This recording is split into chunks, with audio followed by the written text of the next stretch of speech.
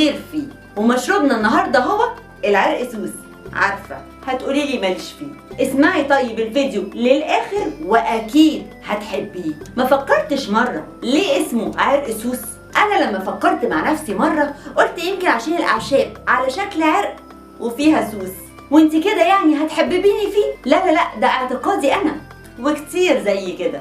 بس اكتشفت ان العرق المقصود هنا هو مش عرق النبتة، ده العرق بمعنى الاصل، وبالتالي الاسم الاساسي للنبتة هو اصل السوس.